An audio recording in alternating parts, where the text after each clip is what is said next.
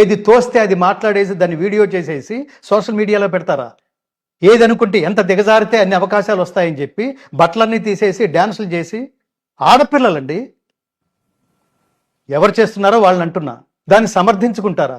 పిచ్చి పిచ్చి డ్రెస్సులు వేసుకోవటం, మానసిక బలహీనలేమో దాన్ని ఇష్టం వచ్చినట్టుగా కామెంట్ చేయటం, మళ్ళీ ఈ కామెంట్ చేసిన వాళ్ళు రివర్స్ క్లాస్ తీసుకోవటం.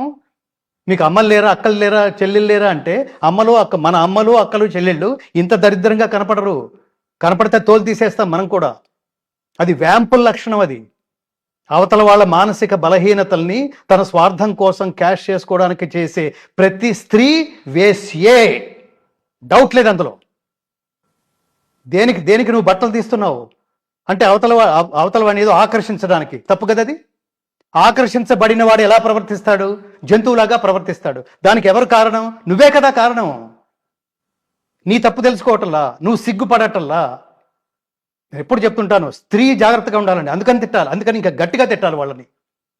ఎందుకంటే పురుషుడు బీజం పాడైతే బీజానికి మాత్రమే నష్టం. స్త్రీ క్షేత్రం పాడైతే సమాజానికి నష్టం. చాలా మంచి ఆడపిల్లలు ఎంత దేవతల్లాగా కనిపిస్తాయి. ఈ అమ్మాయి దేవతలాగా కనిపిస్తుంది. ఆ మాటలు చూడండి. నేను కొందరిని అంటున్నా.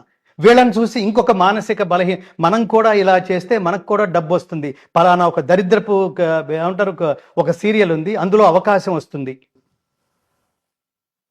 ఇది కదా క్షుద్రం హృదయ దౌర్బల్యం త్యక్వా ఉత్తిష్ట పరంతప. ఈ మానసిక దుర్బలత్వం ఉందే, ఇది ప్రతి చోట ఉంది. ఎలక్షన్స్లో మందు పోస్తే, ఎలక్షన్స్లో డబ్బు పంచి పెడితే మనం గెలుస్తాం.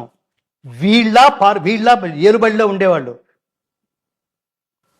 దురదృష్టం కదా అది. వీళ్ళు మనుషులైనా, వాళ్ళు ముఖ్యమంత్రులైనా, వాళ్ళ పార్టీ అధినేతలైనా అవతల వాడే అంటే నీకు బలం లేదన్నమాట. ఇంత హేయమైన, ఇంత మానసిక దుర్బల స్థితిలో ఉన్నావా వాళ్ళని క్యాష్ చేసుకోవడానికి? వాడు ఇంకా దుర్బలుడు. వాడిని అలర్ట్ ఏంటి? మన డబ్బే, అది ప్రజల డబ్బే. మన డబ్బు మనకిస్తుంటే తీసుకో. ఏ రూపంలో తీసుకుంటున్నావు? లంచం రూపంలో తీసుకుంటున్నావు. ఆ రూపం, నువ్వు తీసుకునే రూపం దారుణం కదా. వాడు ఆ డబ్బు తీసుకుని వాడు ఓటు వేస్తున్నాడు. ఇలా తీసుకోవడానికి అలవాటు పడి వాడి ఉచ్చం లేదు, నీచం లేదు, వాడికి జ్ఞానం లేదు, వాడికి ధర్మం లేదు, వాడికి దైవం లేదు. వీళ్ళందరూ మళ్ళీ గుళ్ళో ప్రత్యక్షం అవుతుంటారు బొట్లు పెట్టుకుని. అసలు వీళ్ళకంటే మహాభక్తులు ఇంకొకరు లేరు. దేవుడి చుట్టూతా అధర్మపరులే. వాళ్ళే కదా డొనేషన్స్ ఇచ్చేది, వాళ్ళే టెంపుల్స్ కట్టిస్తూ ఉంటారు. ఏంది దానికే అదే చెప్పేది. నాదత్తే కస్యచిత్ పాపం నచైవ సుకృతిం విభు అజ్ఞానేనావృతం జ్ఞానం తేన ముహ్యంతి జంతవః.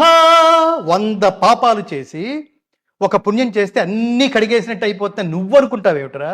ఏ శాస్త్రంలో చెప్పాడు అది?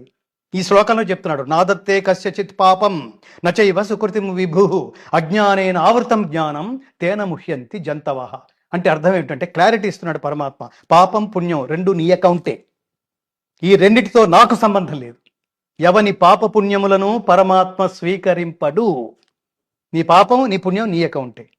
రక్షంతి పుణ్యాన్ని పురాకృతాన్ని.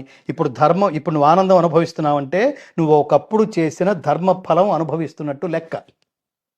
నువ్వు ఇప్పుడు అధర్మం ఆచరిస్తున్నావు, నువ్వు ఇప్పుడు బాధగా ఉన్నావు అంటే ఏ రూపంలో అయినా వ్యాధి రూపేణ బాధతే. ఇవాళ నాకేదో నేను ఉన్నట్టుండి హెల్త్ అప్సెట్ అయిపోయింది. ఎప్పుడో అనుభవించావు, ఎప్పుడో చేసావు ఆ కర్మ. సో ఆ అధర్మ ఫలితం, ఆ దుష్కర్మ ఫలితం ఇప్పుడు అనుభవిస్తున్నాం అనమాట. అందుకని చెప్తున్నాడు. అందుకని ఏమని చెప్తున్నాడు? నో, ఎప్పుడు ఆల్వేస్ దగ్గర కూడా రానివ్వకు. ఇప్పుడు ఇది ఎవడు చూస్తాడులే, చాలా మంది ఎవడికి తెలుసులే, ఎవడు చూస్తాడులే. అసలు remove all these dialogues from your dictionary. ఉన్నాడు వాడు సర్వసాక్షి, గతిర్భర్త ప్రభుసాక్షి నివాస శరణం సుహృత్. పరమాత్మ సర్వసాక్షి. నీ కనపట్టలేదు కాబట్టి లేడు అనకు. యోగమాయా సమావృత. యోగమాయ చేత ఆవరించబడి ఉండటం వల్ల నేనెవ్వడికి కనపట్టలేదు.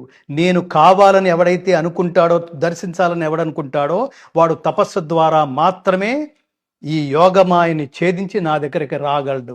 రియలైజ్.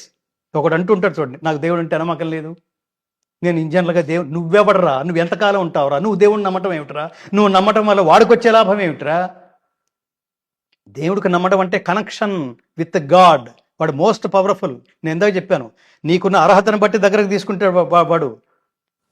నీకు ఇప్పుడు అర్హత, ఆ మాట అన్నావంటే నీకేదో అర్హత లేదు. ఆ లేదని అది లేదనడానికి అర్థం ఏమిటంటే అసలు వాడి పట్ల నమ్మకం లేకపోవడమే నీకు అర్హత లేదని అర్థం. అది ఉంటే నమ్మటం స్టార్ట్ చేస్తావు. నమ్మటం స్టార్ట్ అయిందంటే పరిశోధన మొదలైంది.